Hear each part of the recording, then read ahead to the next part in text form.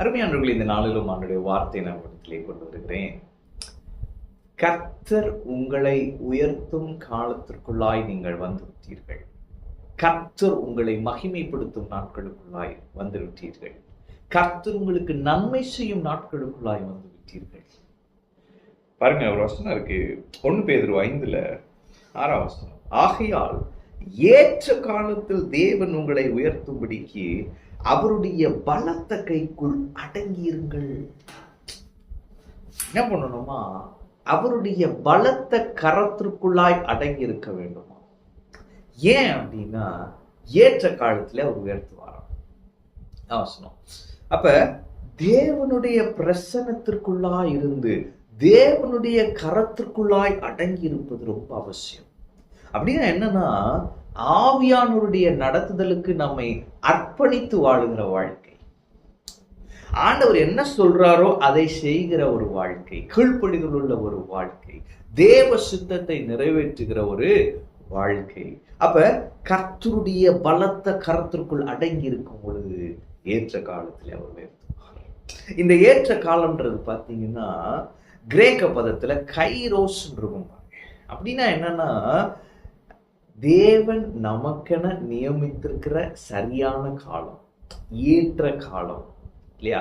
அதனால தமிழ் அழகா போட்டிருக்கு, ஏற்ற காலம். அப்ப கரெக்டான காலத்துல, கரெக்டான டயத்துல சொல்றோம்ல, கரெக்ட் டைமுக்கு வந்திருக்கீங்க அப்படின்னு. அது மாதிரி கரெக்ட் டைமுக்கு வந்திருக்கிறீங்க. அவன் அப்போ உங்க இந்த உங்களுடைய சீசன்ல நீங்க இப்ப வந்திருக்கிற இடம் ஏற்ற காலம். ஆமென்.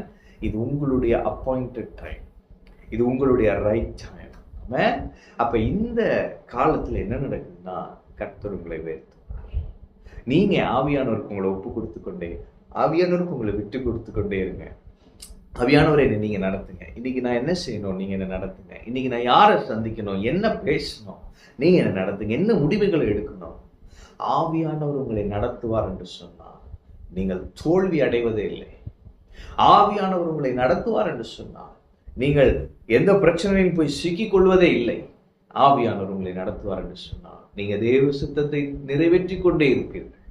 ஆவியானவர் உங்களை நடத்துவார் என்று சொன்னால் நான் சொல்லுகிறேன், பிதா உங்களை உயர்த்தும் காலத்தில் இருக்கிறபடியால் உயர்வை அனுபவிப்பீர்கள், மேன்மை அனுபவிப்பீர்கள். உயர்ந்த இடத்திலே கர்த்தர் உங்களை கொண்டு போவார். பிரதர், இந்த பொசிஷனுக்கு நான் குவாலிஃபைட் கூட இல்லை பிரதர். ஆனா நான் சொல்றேன், கர்த்தர் உங்களை தகுதிப்படுத்தி அங்க போய் வைப்பார். ஆமென்.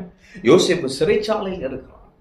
ஆனா ஓவர் நைட்ல என்ன செய்யறான், உடனே சடனா என்ன பண்றாங்க, அவனை சேவெல்லாம் பண்ணி அவனை கூட்டு வாடாப்பா அப்படின்ட்டு பார்வோன்ட்ட கூப்பிட்டு வராங்க. பார்வோன் பார்த்தீங்க, பார்வோன் நிற்கிறான்.